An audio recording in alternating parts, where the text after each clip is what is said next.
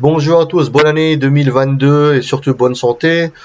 Une petite vidéo sur comment investir dans des projets blockchain via les ICO. Quels sont les critères que moi personnellement je regarde avant d'investir.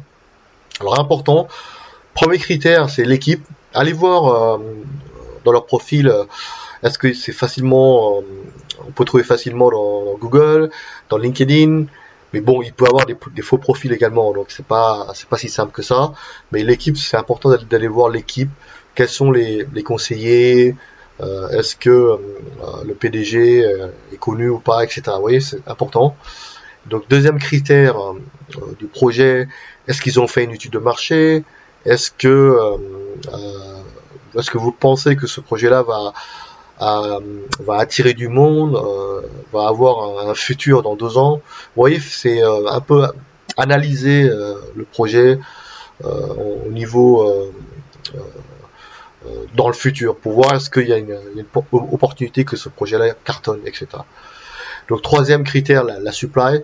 Je n'aime pas trop investir dans des projets où la supply, la quantité d'émissions est beaucoup trop élevée. Et forcément, ça va faire chuter le prix. Donc si c'est en 100 milliards, 1000 milliards, vous voyez, donc c'est à vous de voir un peu est-ce que vous êtes prêt à investir dans des projets où la supply est quand même énorme. Et quatrième critère, c'est le prix du token.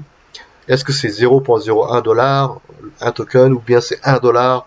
Personnellement, je n'aime pas trop investir dans des projets à 1 dollar, parce que c'est pour moi psychologiquement dur de voir que le token va monter à 2, 3, 5 dollars. Vous voyez, donc ça c'est moi. Ça peut arriver que vous tombez sur des bons projets comme Solana par exemple. Il était dans les 1 dollar. Et là ça fait 200 dollars. Vous voyez, donc un fois 200.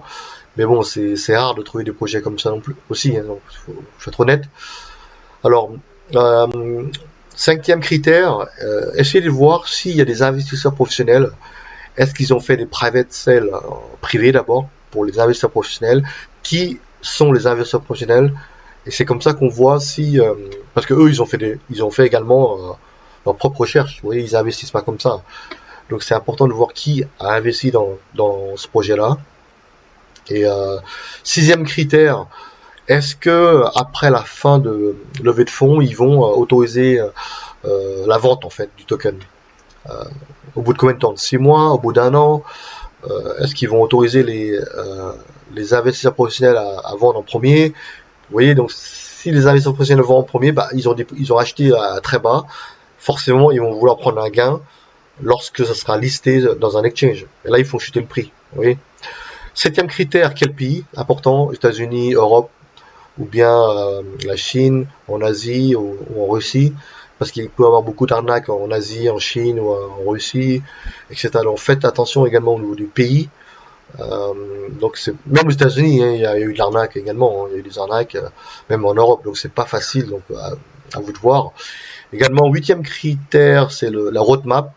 Est-ce que le projet est, euh, est déjà avancé ou il démarre de zéro? Vous voyez? Donc c'est pas évident. S'ils démarrent de zéro, c'est beaucoup plus dur, plus compliqué. S'ils ont déjà avancé dans le projet, pourquoi pas, c'est pas mal. Et, vous voyez, c'est à vous de voir également à ce niveau-là.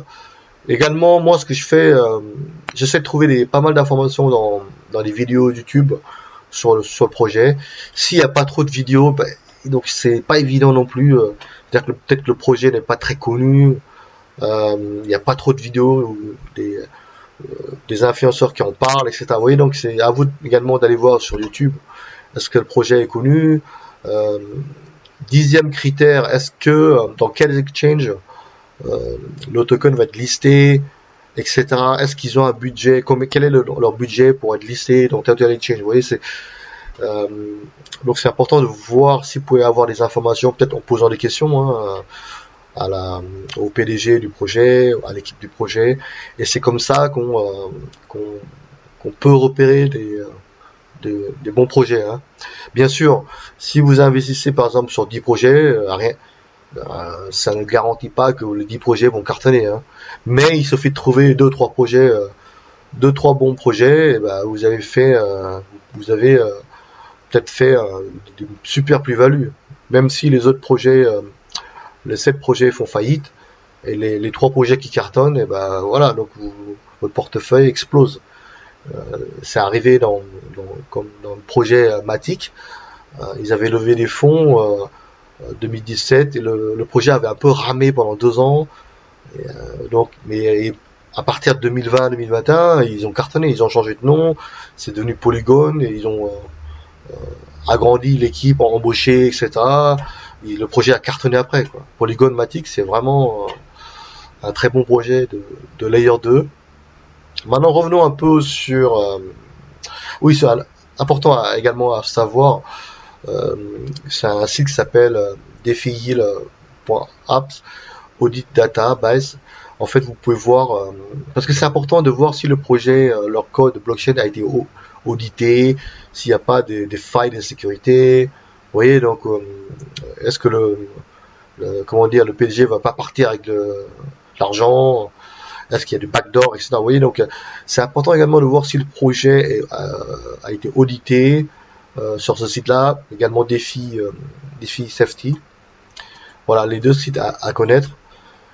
Maintenant, revenons sur le Bitcoin. Les gens paniquent encore pour de rien. Je vous explique. Alors, ce qui s'est passé, c'est que le Bitcoin a chuté. Maintenant, on est dans les 41 600, 622 dollars. Donc, le range, en fait, on est toujours bloqué dans 40 000, allez, 40 000, 45 000, d'accord? C'est ce range-là. Et comme je vous ai expliqué dans ma vidéo de l'année dernière, ce n'est pas un conseil d'investissement, mais c'est juste mon avis à moi, c'est de prendre sur plusieurs niveaux, d'accord? Pourquoi pas un bon niveau à 40 000 et si ça crache dans les 35 000 pour un autre deuxième niveau, vous voyez, en fait, il faut par palier, d'accord? Ne pas mettre tout son cash dans un niveau. À un niveau, c'est ridicule de mettre 10 000 dollars à 41 000, vous voyez. Il faut diviser un peu les 10 000 dollars et le garder pour si ça crache à 35 000. Parce que il est possible que le bottom est dans les 30 000. Je n'en sais rien. Hein. Chaque année c'est différent, mais 2022 peut-être que ça va taper 30 000, je n'en sais rien. Après remonter à 60 000, peut-être 80 000, je n'en sais rien. Mais le but c'est de trouver un bon niveau d'achat. Si vous êtes investisseur long terme et que vous comment dire, le BTC, ce qui est bien, c'est que c'est quand même c'est un bon edge en fait contre l'inflation, d'accord? Parce qu'on voit que l'inflation explose un peu partout et on a vu en Turquie que la monnaie papier coule, l'IRA, donc les gens, les Turcs se dirigent vers les cryptos. Vous voyez, donc c'est pas délirant d'avoir du BTC, Ethereum, Solana dans votre portefeuille, d'accord? Et faire du DCA. DCA, c'est acheter en fait sur plusieurs niveaux et le holder à long terme. Vous lissez les risques en fait. Et c'est comme ça qu'il faut faire. Et en plus, maintenant, euh, sur du BTC, Ethereum, Polygon, vous pouvez faire du staking, d'accord? Vous prêtez votre BTC à un exchange ou bien à une startup. En échange, elle vous rémunère un taux de 6%, 10%, 20%. Vous voyez, donc même si le marché chute, vous recevez du BTC, vous recevez de l'Ethereum, vous recevez des Polygon, Solana, peu importe. Vous faites du stablecoin, vous recevez du stablecoin, voilà. Donc donc ne pas paniquer quand ça crache. On a vu que Goldman Sachs pense qu'il est possible que le BTC touche les 100 000 dollars comme réserve de valeur en fait, parce que les gens vont se diriger vers le BTC qui est beaucoup plus facile en fait en termes de transport déjà, en termes d'achat et de vente, parce que l'or physique c'est pas évident, vous voyez, comment dire, il faut mettre dans un coffre, ça a un coût de stockage, vous n'avez pas de dividende sur l'or. Vous voyez, c'est une monnaie l'or, mais sauf que c'est pas évident en termes de, si vous avez de l'or physique, il faut le cacher quelque part, ou bien il faut le stocker dans un coffre, donc d'accord.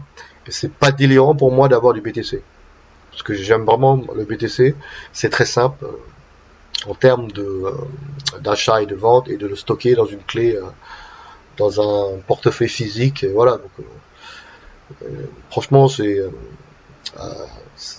pense que c'est important d'avoir du BTC, les meilleurs cryptos en fait, les top 10, je dirais, à avoir.